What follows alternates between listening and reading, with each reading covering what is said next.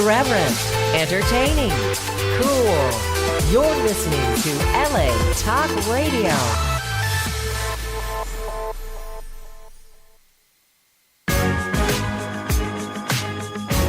You're listening to What Women Want with Judy Goss and Kristin West, only on LA Talk Radio. Good evening, everyone. Thank you for joining us at What Women Want Talk Radio. We currently have over 10,000 listeners to the show, so thank you very much. There actually may be more than that when this month's numbers come out. I'm still waiting for Sam to send the report. And I'm here with my co-host, Kristin West. And our show tonight is Powerful Pursuit. Whether you're driving home from work right now or sipping a glass of wine, or maybe you're having coffee, ready to start rocking out your side hustle for the evening, it doesn't matter. We're here with another captivating show with conversation that feeds our mind and energizes our spirit. Powerful Pursuit. Our guests tonight are powerful players, although they're beautiful and made it look so easy, but I happen to know that that is not necessarily true. Our first guest, media personality Shinjini Das, grew up in India, and now at only 25 years old, she's a powerful presence in the United Nations, as well as the media circuit. And our other guest, Sabina Hitchen, came from teaching high school to landing in the middle of the Big Apple, creating her own PR powerhouse school of education. I think she was teaching high school in Kansas. I can't remember, but she'll correct me on that one when she comes on. I just can't wait to hear how they beat the odds, creating glamorous careers for themselves. Right, Kristin? I think both of these ladies have some fascinating stories to share with us, and I can't wait to have them on in just a few minutes. And you know what happens when people share their personal stories, right? We learn. We learn so much from what they went through and their inspiration and all that. So, okay, we've almost hit 1 million downloads. We might have actually hit 1 million, but our official report is not out yet.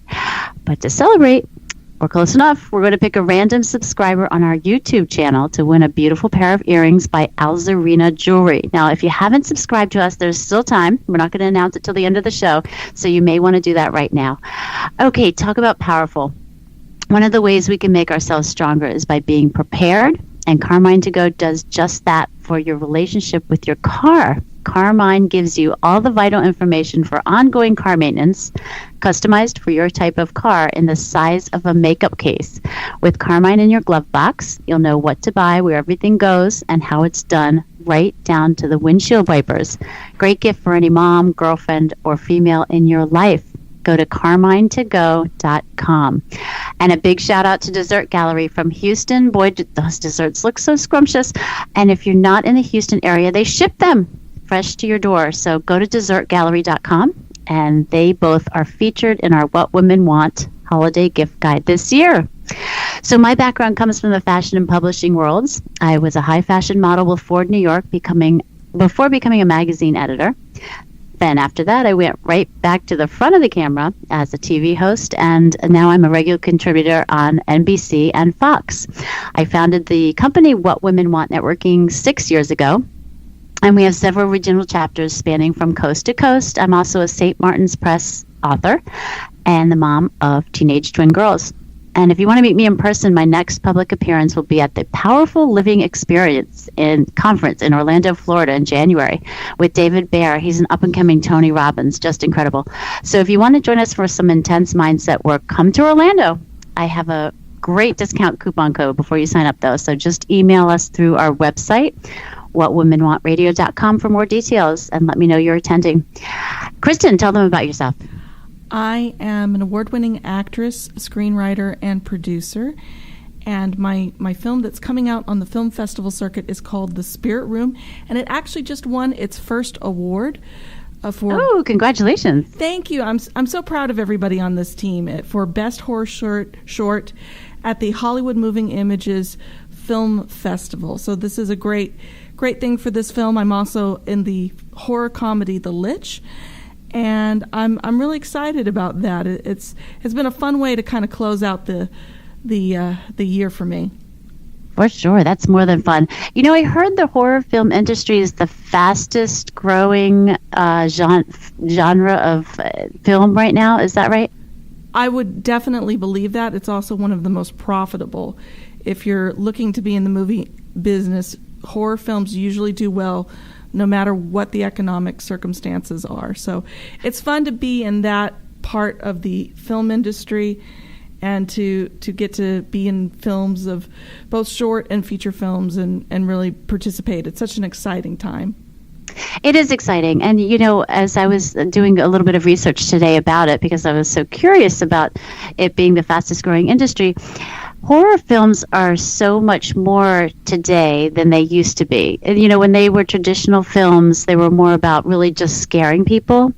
Now there's so many layers to them, teaching us about, we had a couple of guests on, I think it was last week or the week before, and they were showing us how cultural diversity came into play, how they were, promoting that and just the gender gap that they're, pushing together and making women feel like much more a part of it. And it's just incredible, the lessons that industry is teaching us, right? It is true. I remember we had a fabulous conversation with Yelena and Luis and Armin, all who are in the horror film genre. And it's amazing how they're now using the horror films to make social commentary, because everyone at some point can sympathize with feeling scared or feeling a fear of something. And if we confront our fears together, then we can possibly make wonderful, valuable changes to society, which is interesting to work with. And valuable changes our first guest, Shinjini Das, is making. And I bet she was also pretty scared coming all the way from India to the States. But she is now called the Gogetter Girl. She's 25-year-old founder and CEO of the Das Media Group, a digital creative agency. She's an engineer, a Hollywood television personality, fluent in Spanish, a global millennial influencer, keynote speaker with the U.S. Department of State, and author with a 1.8 million monthly reach on ABC, Fox, Forbes, NBC, Inc., C-Suite Radio, Business Insider, NPR, I'm exhausted already, and at the United Nations headquarters. Shinjini is building an internationally empowering digital media platform for her go-getters who live with integrity, ambition, and character to impact the world. In 2017, Shinjini was invited by Chase and the NASDAQ Entrepreneurial Center to empower entrepreneurs with business growth strategies. Shinjini, I'm exhausted just reading your bio. I can't believe you are in so many, such a diverse background you have. Thank you so much, Judy. But I have to say, you and Kristin are amazing, and so much of what you've done is what I want to do and the industries I want to go into. So you are both inspiring. Thank you so much. Talk about going and getting. You call yourself the go-getter, and your fans and your followers are your go-getters. And from growing up in India to Hollywood media personality, you even recently interviewed Damon John. Okay, talk about powerful pursuit. My gosh, I don't even know where to start with you. Yeah, you're right. And sometimes I also have to take a step back and just kind of breathe, because, as both of you, right, I'm super ambitious and super driven. But the fact is, you're right, a lot has happened pretty quickly. So I think we should just sort of step back and, kind of breathe. Yeah, I guess so. So you grew up in India until about the age of 9, is that right? No, so I actually moved at 5 to Malaysia. Okay. So Asia was till 9. Yeah, Asia was till 9. And I came to the United States at 9. So abroad. Okay. So I read that you talk about feeling, like you don't belong. I'm pretty sure that was when you first came to the United States. Can you talk about that a little bit? Because there are so many of us that feel like we don't belong, even if we're not immigrants. There's so many layers of that that are involved when we have new careers or we're making changes or that type of thing. So can you just go into that a little bit? Yeah, absolutely. I will say, I think as an immigrant, my experiences were exacerbated, right? Like they're more pronounced, right? So like the feeling of not belonging is just made even more apparent. And so absolutely, for me, I came in at an elementary school, really great elementary school in New Jersey. It was very diverse.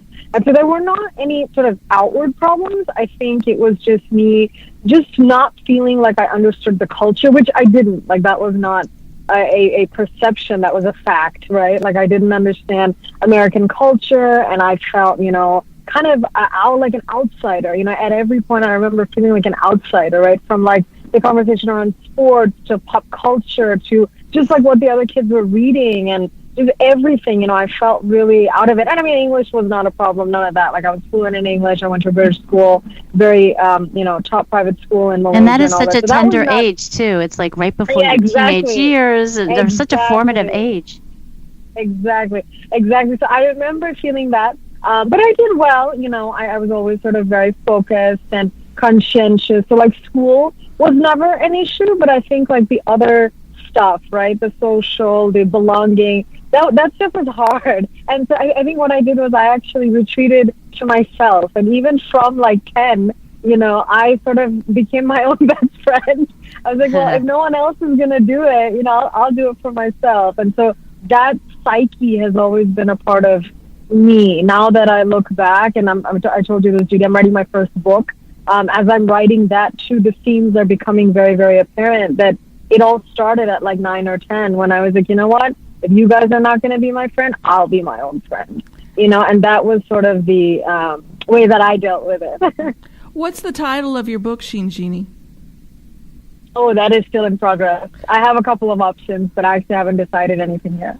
Well, we want to know. You got to tweet it out to us as soon as you know. But what I'm fascinated about with your story, as huge and as vibrant as it is, with this cross-cultural exploration and becoming, being an immigrant to a new country, and now just being on the world stage in the ways that you are. At what point did you realize that you needed to love yourself? Because that's a big part of your message, is loving yourself. When did you discover that? Yeah, that's a really good question. I think I had always been doing it. I think that was very natural to me. Like, I never felt like I wasn't enough, because to me, I was all I had, right? And so I thought, like, this is all I have. Like, why wouldn't I love what I have? So for me, that was a very natural tendency. Kind of grew up as an only child. My sister is much younger than me. She happened when I was about almost 13. So kind of grew up as an only child, and for me, loving myself was kind of the only option. I think what was difficult, I'll be honest, the first real challenge was for me during college. I went to a very, very rigorous engineering college. And I think that period was difficult in the sense that I think it was one of the first times that I really struggled academically. It worked out fine, but, struggled academically, struggled in many ways. And that's when I was like, you know what? I'm all I got, right? I'm all I have. So I cannot give up on me, right? I mean, even if someone else chooses to give up on me, I can't give up on myself. So I think those 4 years, actually, I would say 18 to 22, really solidified that, because it's really hard. Like, industrial engineering, it was extraordinarily difficult.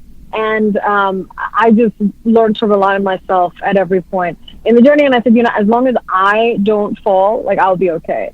And so I think that's when it happened. I think it was 18 to 22. And then my media sort of career started at 23. So by that point, I was like, I am battle tested, baby, battle tested. So were you working in engineering then when you decided to go off into entrepreneurhood? Yeah, exactly. So not really. I was in consulting. So I was in technology consulting at sort of a consultancy. And then I was also at a digital marketing agency. So kind of, it was tech, all across the board, technology consulting, and then technology sort of digital marketing. So tech, basically. From techie to front of the camera. That's pretty good. Yeah, so yeah. I see an underlying thread in your messages that you want to change the world. In what way? Yeah, the biggest problem that I saw, and this was the genesis of everything. I'm growing up, I thought, okay, I always knew that the celebrity culture, pop culture has an incredible amount of influence. Frankly, influence that I can never parallel without being in this industry, right? Like, I would be delusional to think that, maybe an engineer somewhere can have the kind of, and front facing, and I want to be clear, like camera facing, front facing influence that a celebrity does, right? And that was made very clear to me early on. as I was growing up, as a teenager. And I thought, well, what if like that celebrity is an engineer? Like where is that person? Where is that woman? And I was a girl, so I was looking for a woman. Where is that woman who is an engineer and who is that famous and has so much influence and is actually using that platform to change the world for good versus a lot of what I saw growing up, which was kind of skewed, morals. And I mean, not much has changed. So that was what I was going for, is where is this awesome, good person using her platform to change the world for good? Oh, by the way, who's very educated and, preferably engineering, because that was, kind of my deal. And there was no one, So when I say change the world today, I mean, the morality, I mean, integrity, I mean, having people live for a higher purpose, because that's all this kind of stuff that I've taught myself, right, is to kind of live at a higher level so that I'm not like susceptible to all the stupid sort of stuff that happens when you're not so that's a lot of what I'm trying to do, which is why when I position what I'm creating, it is a lifestyle brand. It is a lifestyle platform, because that's what it's about. I mean, obviously there are other components as well, right? Technology and this and that. But really, when I say change the world, I mean get you to think in an empowered way, and essentially to empower you to achieve your own goals. Because I think mindset is sort of the biggest factor there. Shinjini, I think you're speaking to something that's so extremely important. And I think it's because we sometimes, in this fast-paced world that we live in, we are sometimes decontextualized from history. And when you said an engineer who was also, famous, not many people really know this about Hedy Lamarr, but she was an engineer and she was a Hollywood movie star. And we don't have that model today. And even back in the 40s and 50s, when she was in her heyday, that was not put up front and center for the public to consume. And I think you being a millennial advocate, you and I have this issue very close to our heart, is that we are very big consumers, our generation, of pop culture. And I think there's a lot of misconceptions about millennials. Do you feel that millennials of color in particular have viewpoints that may not be as appreciated as they should be? Absolutely, more than appreciated, Kristin. I honestly don't feel like we're represented accurately, and I don't want to say that, like for me, like, I never saw a brown girl. I mean, sure, that is part of it, but more than the brown girl, I never saw perspectives represented with true accuracy, right? So we're not just all, accents and, natural hair, like we're more than that. And so and then that's part of my goal as well, not just Indians, but minorities, people of color. I want to represent us factually, accurately, not as a stereotype, not as a, caricature, because the thing is, to me, it's not even true. Like, it stops being funny because it's like the stuff that I'm seeing is not even true, The stereotypes, you mean? Yeah, it's just not true. So like, I'm like, is this even funny? You know what I mean? So I think that's part of the real issue. And I hear this a lot from all of my friends and sort of fans who follow me. 70% of my digital engagement is from minorities, people of color, because they finally find someone who's like real, and who's not kind of doing something just for the show or like just to get likes, who's actually representing their experiences with honor, and then that's something that I hold very dearly, which is why shows like Insecure and like I'm such a big fan, because they really show like people of color and our experiences, their experiences in a way that's real, that's not a caricature or, this is what I hate, less, oh, you're a minority, you guys are like minor, like that's not how I, live. I don't live like a person who like is little, like, right. No, you don't live, you don't sound like you live minimally at all. You don't sound like you live minimally at all because you're the go-getter. So you, I mean, I don't like that, the whole like, oh, you're a minority, so, you're here. Like, I don't identify with that. And actually nobody that I know, especially in the United States, identifies with that either. I thought it was so cute because we had a director on, and Kristin already mentioned Armin Nasseri, and he was saying how he casts against type. to prove to people that, like, he's Iranian. So he wants to prove to people that Iranians can play more than just terrorists. You know, and it's the same sort of linear thinking that you're talking about, that we really have to open up and accept and, you know, be real with people and realize that they are just the same, you know, they can do the same things. And there are a ton of stereotypes out there. Exactly. And which is why, like, you've noticed this too with me, what I'm creating, my imagery, the content, you know, I make it very clear that, you know, I'm very, very proud of being Indian, but I'm also a global face and I'm also a global person, you know, because I don't think you want to be like boxed into, you know, colors and, you know, body type. It's limiting, you know. What do you do for the United Nations? Is that why you got involved with them? Yeah, you know, so with them, it was the women's empowerment work. So actually, they found me. This was a while ago. This was actually November 2015. This United Nations partnership called Gogetter Girl is this awesome, you know, organization that does work to prevent violence against girls and women in many different countries. And they honored 16 global heroes for the 16 days against violence against women. And actually, I was one of the heroes. And so I was like, oh, how fantastic. Congratulations. Yeah. Thank you. So that was amazing. And so as a hero, I was invited to speak at the United Nations, and I moderated a panel on essentially how to make resources available to these women after they've been raped. So I thought that was actually a very important discussion for me to be a part of, because, you know, one part of it, and you know what, I said this, I said, you know, prevention. But the fact is, unfortunately, you know, if it happens, prevention is no longer possible, right? So it's like, how do we, you know, take that next step? And apparently it's just not very discussed. Like within 72 hours, you know, contraceptives have to be inputted, right, to prevent pregnancy. And these things are just not talked about. So I took it kind of as my responsibility to moderate that panel, you know, to sort of create the questions.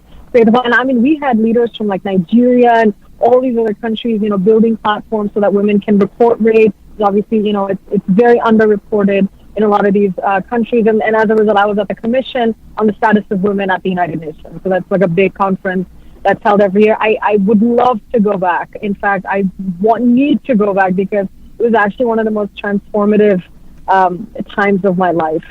Just you hear so much, you know, from all these different government leaders. I mean, I saw diplomats, and I was in the General Assembly room. I mean, it was just unreal, you know, to have them talk about kind of how do we get better, you know, with like making public spaces safer for women. Although actually I learned a lot, you know, more than contributing, which I did a little bit. I actually learned a lot. So that was amazing. Yeah. And last year. Well, in addition to globetrotting and really empowering women worldwide, you recently had an anniversary this past October on the 13th. You celebrated your first anniversary of striking out on your own as an entrepreneur. How did that day feel for you? What have you learned in a year? Yeah, thanks. I'm so thrilled that you know that. Yeah, it was actually a big moment, you know, and I've thought so much about like this past year. And I think the number one thing, because I know a lot of, you know, especially the women listening, you know, you guys either are entrepreneurs or aspiring entrepreneurs. I don't think the first year should be measured by revenue or profit, because that's a lost cause, you know. So I tried to do that for like a day, and then I was like, this is just depressing. So I didn't want to do that. Actually, what I wanted to do is focus on growth, focus on how much my vision has grown, you know, my plan has grown over the last year. And when you look at it that way, you're sort of a lot more fulfilled. So for me, I think that was number one. I think for me, the biggest challenge, as I look back, was structure. You know, in the beginning, what I wanted to achieve was incredibly abstract, right? It's like, make the world a better place. It's so abstract. Like, what does that mean? You know, are you talking about a full-time speaker? Are you talking about a full-time coach? Like, what are you? Who are you? I mean, those were very relevant questions that everybody had. You know, and some of them still have, and I was like, don't worry about it. Are you having fun watching? Great, keep watching. But that's what I say. But, you know, I think I've really learned the importance of really solidifying and creating structure around your vision. Because in the beginning, I struggled with that. You know, I would say like December of last year, January of this year, I was like, oh, I want to do this. But I don't know. But now I'm a lot more mature about really creating structure around my vision, so that it's not abstract and just random, you know. So I think that's the biggest thing that I've learned. But look, otherwise, I think that the general stuff applies, right? It's like plan without action is just a plan. All of that is like great. But I think the biggest thing for me now is like results. Making sure that I have a quantifiable It's your powerful goal. pursuit. Mm-hmm. Exactly. Powerful pursuit. And like you said, in a higher level, I think the biggest change, and I will say this because it's actually really important for everybody listening, I've actually become more in the flow. I think in the beginning I was kind of disjointed. I was like, I want to do this and maybe I'll do this. But now I'm like flowing and I feel that. I feel that in my energy. You see that in the images and when I look happier, So I think there's a little bit of a comfort and just flow that this is my life. This is what I've chosen. We're going to do it. And actually I'm having fun now. And you got to interview Damon John. How could you not be having fun? Yes. Oh my God, he's amazing. I have so much respect for him. I mean, I've always had respect for him, but just literally standing there next to him, I was like, man, you are something. You are something. And he's so humble. He's so so funny. So I really liked that he humanized his experiences. So he came from nothing, and he's where he is. And so for me, it is the ultimate, example of a go-getter guy. So for me, it was amazing. He's the people's shark. And well, thank you for coming and going and getting what women want, because we appreciate you coming on the show. That's for sure. Now, people can find you at shinjinidas.com. Yes, that's right. Shinjinidas.com. Tell me. Yes, shinjinidas.com. And my handle across all social media is Speaker Shinjini. So just SpeakerShinjini. Well, you are such a fantastic role model for all women and men out there, and I really appreciate you coming on the show. I had all these other questions, but we have to get, unfortunately, to the next guest. But thank you so much for taking the time, Shinjini, and stay in touch. Of course. Thank you so much, Judy. Thank you, Kristin. Take care. Thank you. Okay, so I want to give a shout out to our next sponsor. I love when sponsors fit right into the theme of our show. This next one is no different, because what women want, now get this, is a way to dispose of our feminine hygiene products. Yes, you heard me. This invention is so unique. It's Pond Packs, a revolutionary, one-of-a-kind disposable bag for used tampons, applicators, and pads. Now, this is the only product on the market that seals completely and is biodegradable. It's designed by a woman, and it's easy to use one-handed because, of course, in the other hand, you have the used item. So go to pondpacks.com. Now, our next guest is another brainy, beautiful woman, and she is very used to seeing inventors invent unique things like Pond Packs. So, Kristin, you want to bring her on? Judy, could I importune you to do that really quick? I'm sorry, we're having a little bug. No problem. Okay, so Sabina Hitchen is the founder of SabinaKnows.com, which includes her online publicity training programs for small business owners known as Press for Success. It's here that she teaches small business owners and entrepreneurs how to get publicity for their businesses effectively, efficiently, and confidently. Most recently, Sabina has returned to her favorite publicity platform, which is television, where she hosts a TV segment featuring wow-worthy small business creations from entrepreneurs, innovators, and makers around the country. Welcome to the show, Sabina. Hey there, it's good to be here. Hey, it's great to have you. You should have Pond Packs on your show. That's a pretty unique one. Pardon me? What's that? I didn't catch that. Sorry, Judy. Oh, that's okay. I said you should have Pond Packs on your show. That's a unique innovation right there. Exactly. We're always looking for something that's wow-worthy and different. And like because you're so passionate about entrepreneurs and small business owners, that's where all the cool ideas come from. Yeah, no, totally. And I know that you've seen your share of cool ideas, that's for sure. Sabina, tell us about your background. What does Sabina know? I know I've known you for so long. I just adore everything that you're about. And, you've come from this PR side of the world over to this educational, online empire that you're creating, and now a TV show. Tell us about your journey a little bit, how you got to... Oh, you're from Kansas? Is it Kansas? Close. It's close. I'm from the Midwest. I'm from Michigan originally. And then after college, I thought, like everyone has the thing they think they're going to be.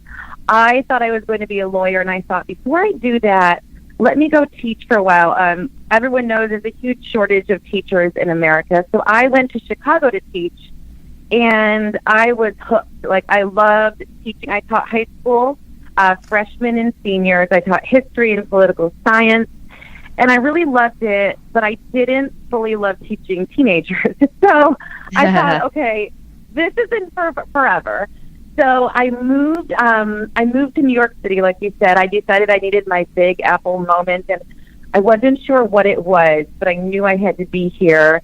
And upon coming here, I basically accidentally fell into a job in public relations. I had no experience there, but I started working at Escada, this big fashion house, and from there I went to an agency and had multiple clients, and it sort of snowballed, and within a year and a half I had my own PR agency. And I was hooked. I love publicity. And before I knew it, we had an office in New York, and it got bigger and bigger. But throughout that entire time, and I think this was about the time you and I met, when I knew that publicity was such a powerful tool for businesses, because you can be the best at whatever it is you do, but if nobody knows you exist, you won't survive.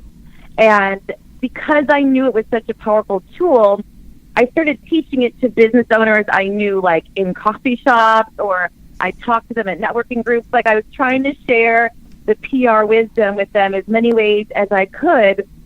And that was eventually what led me back to creating Sabina Knows and then Press for Success, because I wanted somewhere that we could teach publicity and all kinds of buzz building, social media, all of those tools that you need to get your brand out there in one place. So I sort of started in education and came back to it in the end as well. It's so fascinating, this journey that you've taken from being a teacher, which, I mean, it takes a very brave soul to be a teacher these days. And I want to know, what was the most important thing you learned from teaching those high schoolers? What did they give you? Obviously, you gave them great teaching and great lessons and great curriculum, but what did those high schoolers give you? I mean, oh my gosh, so many things, like different layers of lessons. First, I'll repeat what you said. Teaching to this day, to me, teaching in school and elementary school is the hardest job ever. Like, teaching adults is a cakewalk compared to that. And even entrepreneurship is a little bit less scary than teaching high schoolers. But on a professional level, that was sort of my teaching and training ground, and it taught me how important making a lesson relevant and to your crowd is, and it taught me how to deliver a good story and all the skills I use today to teach businesses. It was a great vessel for my energy. I have a lot of energy, and the classroom was good for that. But then on a more personal level, teaching children of any age, or high schoolers or adults, just teaches you about humans and how at our core we are all the same. And I saw those lessons. I taught in the housing project in Chicago, was my first career. And then I moved on to teach for the Bill Gates Foundation. I wrote curriculum for them. I taught for his schools. So different crowds, different kinds of people, but we're all the same. We all want to matter. We all want to feel like what we do for a living, or what we put out into the world matters. And we all want to feel loved. I feel like those are the core lessons that I've learned about people in all these different places. And so when you know that, you realize we're all the same. And knowing that lets me be more brave and courageous as I approach people, as I approach business, and as I interact with people as an entrepreneur. I'm glad that you brought up the Bill and Melinda Gates Foundation and your work there with curriculum. I can't even imagine working for an organization that has such a global reach and level of importance. What was that like, working with them to develop curriculum? Were you aware of how big the organization was and what you were doing, or did it dawn on you slowly, or how did you dive right into that and make your powerful presence known at such an outstanding, world-renowned organization like that? We worked with the schools that he does and continues to create his charter schools, which allowed kids from all different walks of life to learn together. But the biggest takeaways for me there were how powerful education can be when you have the right tools, and like with amazing leadership and amazing encouragement to explore big questions and big world views with the kids. We read amazing books. We read like Fast Food Nation and Guns, Germs, and Steel, these like powerful works that adults were reading.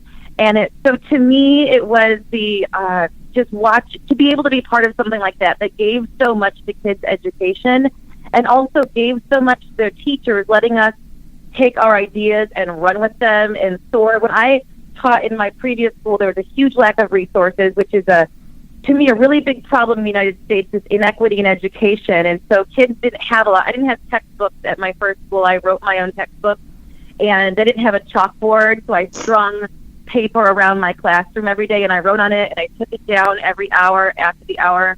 So it was a lot. And then to go to the Gates Foundation, where we had so many resources, but it shows the power of really like giving people freedom, giving teachers and students freedom to learn and question. It's really exciting to be part of something like that. You have to, I wish you were here, because you'd have to see my mouth right now. When you said that you didn't have a chalkboard, my mouth just inaudibly went, what? I know, I almost interrupted with that. I'm sorry, what city was that? Chicago. That is Chicago. And I'll tell you, it's like my soapbox thing. Even though I teach digitally now, like, to me, we all fantasize, like, when I'm super wealthy, what will I go back and do? And to me, it's always going back to the education system, because I think people either don't realize how rough it is for some schools around the country still, or else we don't want to think about that because it's uncomfortable, or we like to pretend like the kids don't know that they're missing out on something. But trust me, like, any 14-year-old knows something's missing when you don't have textbooks and a chalkboard. They're pretty bright. It's true, and they watch Saved by the Bell, or at least my generation watched Saved by the Bell. So you see representations of school on TV, and you're absolutely right, because one of the things people forget about education in particular is that it's intricately tied to tax bases. We pay school tax so that our schools are funded. Mm-hmm. Now, I can imagine that jumping from the nonprofit world into professional PR must have been quite a leap as well. So what was your biggest learning curve there? Oh my gosh, that was such a leap. And it was also funny. I think looking back, hindsight's always 20/20. We all look back, we think, because most people might think moving, no matter how sure one is about their career, there's regular moments of like, what am I doing and how is this going to work out? Like, I think that business and life are like a choose your own adventure book, which I think we all remember from our childhood. That I feel like this is the ultimate choose your own adventure of life is. So this is the ultimate what? What did you say? Oh, so like the ultimate choose your own adventure kind of book that you're living. And so I feel like when I moved to PR, I had no idea if it would go well and what it would be like, but I just loved it. I thought it was exciting and fun, and I think that I learned to be okay with not knowing things. I think the less you know, sometimes the bigger you dream.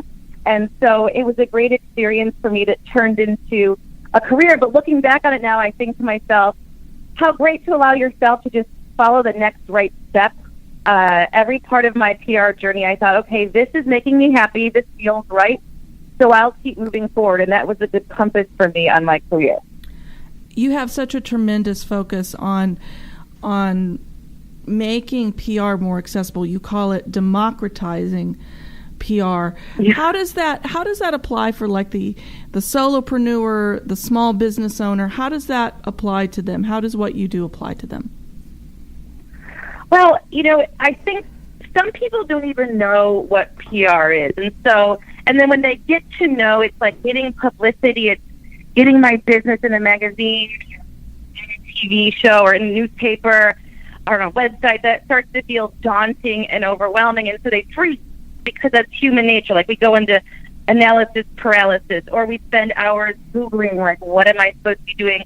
And not every business owner has time to do that. You also have a life, or your family, or dogs, whatever it is. So to me, I wanted to create something where they could get access to education for PR, because you need it to get the word out about your business. So that became a passion of mine.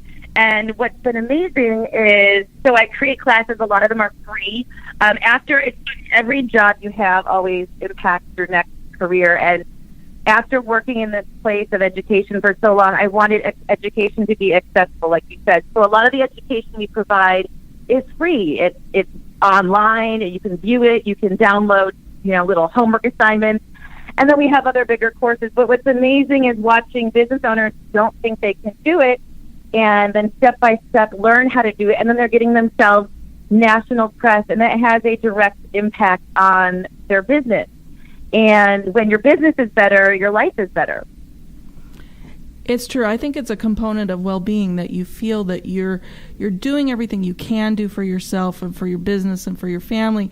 And then when you see it working, it's so much more important. Well, kudos to you for making those resources available for free to so many people who need them and maybe even don't know they need them. Now, you're also embarking on a new TV venture. Is that correct? Is right. So, as I'm sure Judy and I have known each other a while. We all have our passions. And even before I was training small businesses, when I was strictly working as a publicist, I would watch the media closely, watch television. I love the video of any kind. These days, it's not just TV anymore. It's Facebook Live, it's YouTube, it's Insta Story. But in terms of news and TV, I would watch these shopping segments, and it would always frustrate me that all of the, you must have this product or buy this product now. And they were all products from big box stores and big corporate companies. And nothing wrong with those. I love my TJ Maxx, trust me. But I wanted to see small businesses and entrepreneurs represented because their innovations are so exciting. And whenever you have something cool from a small business owner, people stop you like, where did you get that? Oh my gosh, because it's unique and it's innovative. So I decided because you really want to help people. I mean, that's why you were with nonprofit also, because you really want to help. I do. I get high when I see a small business owner getting their big break on TV or in the press, because I know the positive domino effect that has on their business and their life. So I pushed, and I'll tell you two things. In my head, I wanted it for a long time. I wanted to do TV segments featuring small business owner and entrepreneur products. But another good lesson for listeners is people ask me, how did it finally happen this year? Because I'm doing a segment again on Monday for must-haves for your dog this Christmas. And we're doing a lot of TV segments with this now. And someone said, how did this finally happen? And on the one hand, it finally happened because I pushed really hard for it. But because some people think, well, you've wanted this for so long. But I think the real thing is I took action. And that's such a good lesson for entrepreneurs, because I wished and I wanted this for a long time. And I talked about it for a long time, but it wasn't until I said, all right, it's happening. No more fantasy time. It is happening. And when I committed to that out loud, I still remember the exact place I was with my mom on a walk where I said, I'm doing this. It started happening. So sometimes, this is my ultimate fantasy come true on so many levels, but it also took me really deciding to take solid action on it. Well, if you need another dog product, our Soggy Doggy Doormat is on our holiday gift guide. Wait, what? I thought that was pretty cool, Soggy Doggy Doormat. But that's so wonderful, because I know you've been moving towards this for a long time.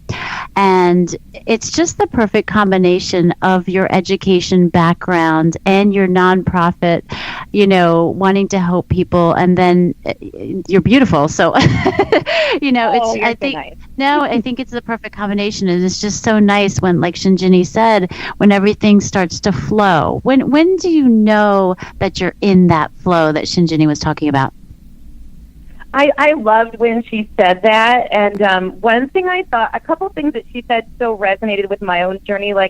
First of all, the flow, but even before that, when Shinjini said that she knew sort of when she didn't have enough friends or she wasn't getting what she needed from other people, she just did it for herself.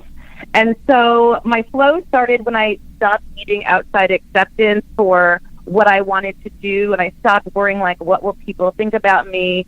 But then also my flow began when I stopped obsessing and holding on to something and obsessing over every detail and just Like, if you can picture yourself just moving forward, just doing what I knew was the next right step and doing it with confidence, and not like when you obsess about every detail, you start going in circles. But when you just start executing and believing, and then things just started happening for me. But I sort of let go to get to the flow. Kristin, I know you do a lot of that with your industry because you need to tap into that creative aspect of what you're doing and stay open and have the flow of ideas. I mean, you don't really have a choice, especially with your industry, right? It's interesting because you do plan things and then you expect it all to fall apart. You know, this morning I was actually in an improv comedy workout, and really in improv, which our whole life is an improvisation. What you plan, if you plan it out, you'll kill the fun. And I think that's also, Sabina, I think you're talking about this wonderful process of discovery when you don't try and keep everything in these perfect little boxes. I think sometimes we have this impulse to over control, not only just overthink, but if I don't control it, it won't happen. Sabina, what do you think entrepreneurs who are new to PR have the hardest time with?